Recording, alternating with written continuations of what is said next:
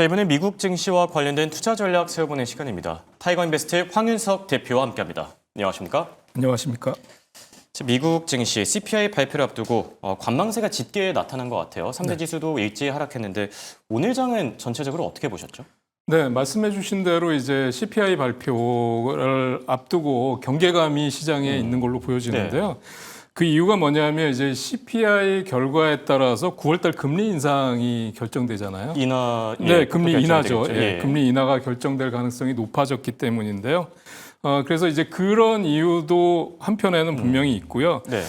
그다음에 또 한편에는 지금 그 시장에서 이 지금 물가 상승에 대한 우려감, 이런 것들도 작용을 하고 있는 걸로 보여지고요.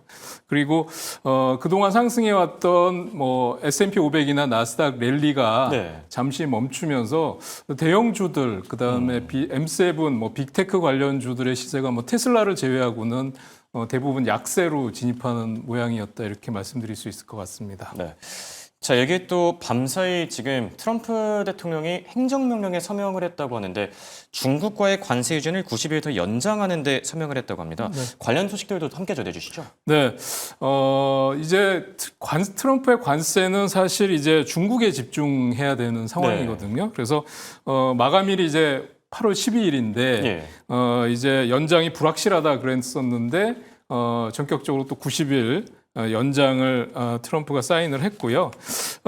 그러면서 이게 왜 그 불확실하다라고 했었냐면 트럼프가 이제 중국에 대해서 미국산 대두 수입량을 4배 이상 확대해 주기를 요구했어요. 그래서 이제 중국에서는 좀 난처한 상황을 보여줬고, 그러면서 또 중국은 미국의 반도체 수출 통제를 완화해 줄 것을 또 요구하면서 서로 민감한 부분이었기 때문에 이게 농산물이랑 반도체 서로 원하는 게 확실하네요. 네, 그렇습니다. 그래서 민감한 부분이었기 때문에 이게 뭔가 또 이 충돌이 되는 게 아니냐 하는 우려도 있었는데요. 90일 연장으로 이제 마무리가 됐고, 또 하나는 인도가 지금 관세 폭탄을 맞게 생겼잖아요. 그렇죠. 맞고 있는데 대미 수출품 절반 이상이 이제 그 관세 타격을 입고 있다라는 거고, 미국산 불매 운동이 지금 거세게 일고 있다, 이렇게 지금 발표가 되고 있습니다.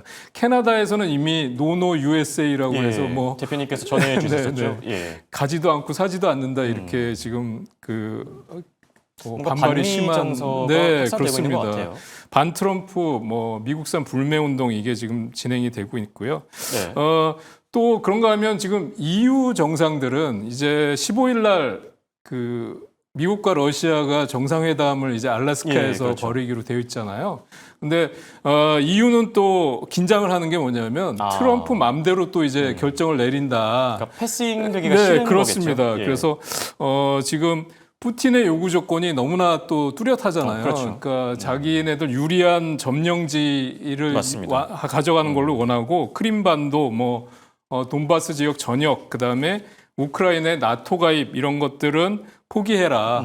그다음에 중립국 지위 수용을 요구한다, 이런 것 때문에 EU 쪽에서는 상당히 긴장을 하고 있습니다. 그래서 뭐 수요일경에 트럼프와 통화를 통해서 아마 입장 조율을 할 것으로 이렇게 보여지고 있습니다. 네, 관세 관련 소식들 첫 번째 이슈로 정리해봤고요. 자, 최근 들어서 증시 변동성도 높아지고 있는 것 같고 8월 들어서 뭔가 흐름이 좀 바뀌고 있는 듯 하거든요. 이런 때일수록 월가의 투자 전략들도 같이 들어보면 좋을 것 같은데, 골드만삭스 쪽에서 의견을 내놨다고요? 네, 골드만삭스가 이제 그 미국의 대형 투자은행 뭐 3대 은행 중에서 가장 부정적인 시각을 가지고 있는 것 같아요. 그래서 뭐 지수의 신고가 랠리가 일부 주도주에만 집중이 되고 있고, 그래서 미국 주식 내에서도 종목 간 주가 차이, 이런 격차가 상당히 극심하게 나타나고 있다, 이렇게 얘기를 했고요.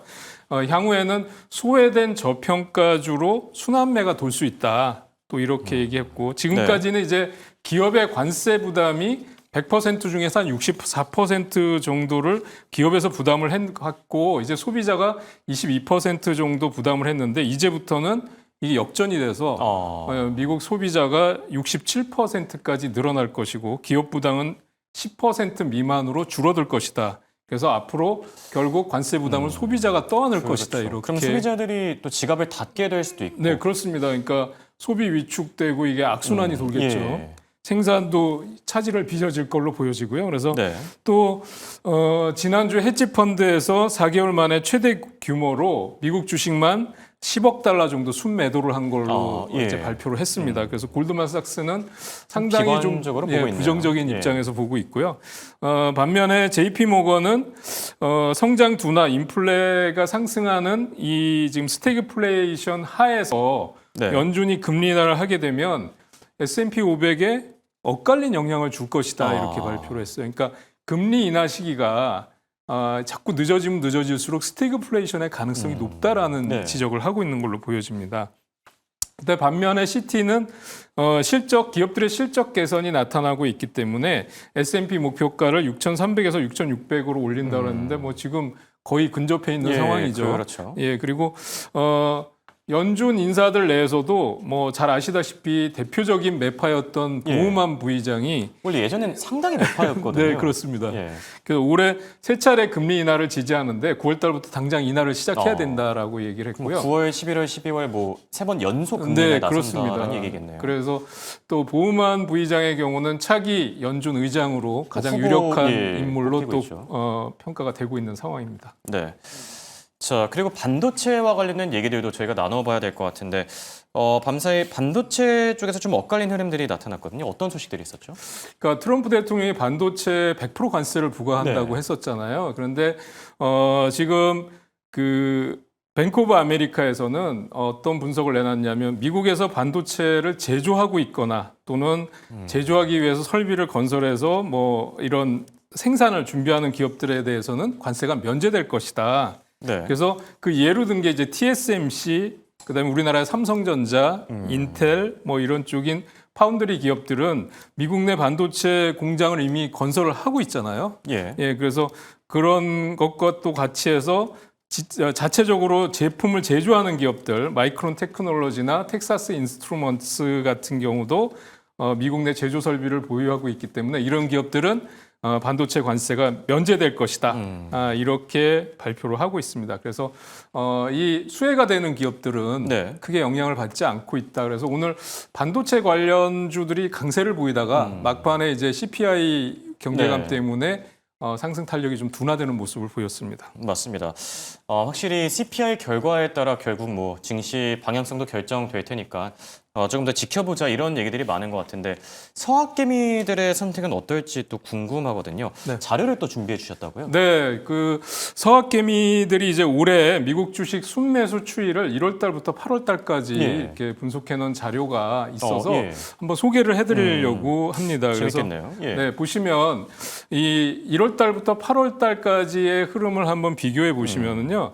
1월 달부터 4월 달까지는 뭐 서학개미들의 순매수 규모가 압도적이었어요. 보시면 예. 뭐 30억 달러에서 40억 달러까지 미국 주식을 순매수하는 모습을 보여줬는데 5월 달과 6월 달에는 13억에서 2억 3천 달러 정도를 3천만 달러 정도를 순매도하는 걸로 나타났는데 예.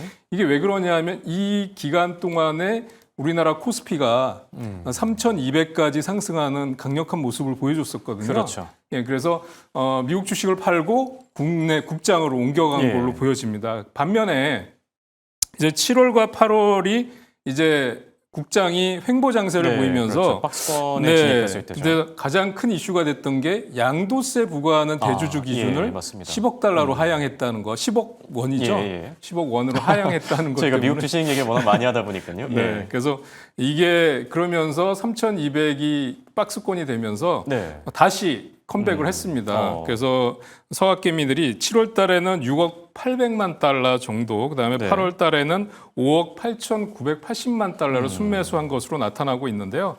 그래서 저는 투자자들이 굳이 나는 뭐 미국 주식만 한다, 네. 나는 뭐 국장만 한다 이렇게 하실 필요 없이 좀 더 유연한 전략을 가지실 필요가 있을 것 같아요. 우리가 왜 시내에 보면 버스 환승 정류장이 네. 있잖아요. 그래서 수익이 높은 쪽으로 갈아타는 좀 유연한 전략을 가지실 필요가 있다.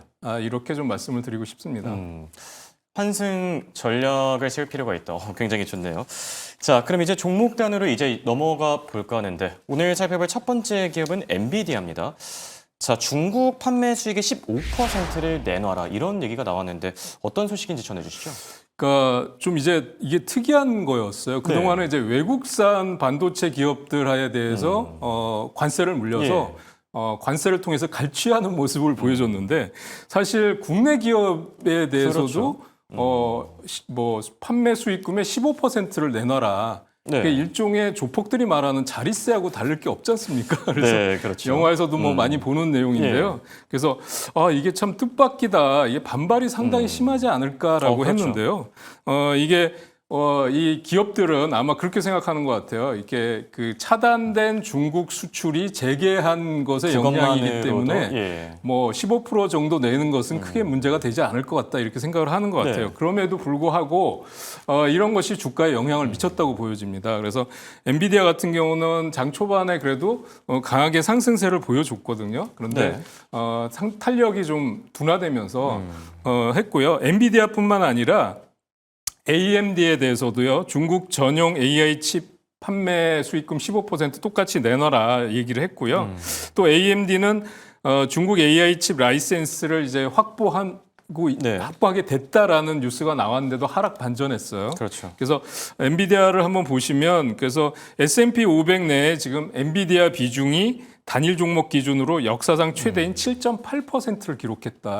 우리나라로 말하면 삼성전자의 비중과 거의 뭐 맞먹는다 이렇게 보실 수 있을 것 같아요. 그다음에 중국 내에서는 또 엔비디아 H220 칩에 대해서 안전성과 효율성, 성능에 문제가 있다라는 또 얘기가 나오는 것도 관영 매체 쪽에서 보도가 나왔었죠. 네, 그렇습니다. 그런 것도 사실은 좀 이 하락 요인에 일조를 하지 않았나 싶고요. 그래서 지금 주가의 흐름을 보면 저는 이제 보니까 웰스파고인가요? 웰스파고에서 중국 관련 수출이 재개됐기 때문에 엔비디아의 목표가를 185달러에서 220달러까지 높였어요. 그래서 지금 현재 같은 경우에 저는 보면 앞으로 이 반도체는 대미 협상의 가능성이 높기 때문에 그리고 대중 수출을 완전 차단할 수 없는 상황이기 때문에 역시 좀 긍정적인 시간으로 접근해 보셔도 괜찮겠다라는 생각이 들고요. 지금 183달러가 신고가인데요.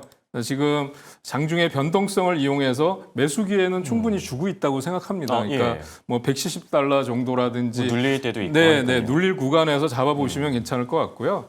아무래도 중국과 관세 협상에 있어서 아마 좀 그 트러블이 있을 것 같아요. 그런 과정에서 잡으시면 될 것 같고 제가 보기에도 목표가는 한 200달러 정도는 충분히 돌파할 수 있지 않을까 이렇게 보고 있습니다. 엔비디아와 관련해서는 목표가를 200달러 정도로 제시해 주셨고요. 마이크론 테크놀로지, 반도체 풍향기로도 불리죠. 지금 3거래일 연속 급등하고 있는데 어떤 이슈들이 있었죠?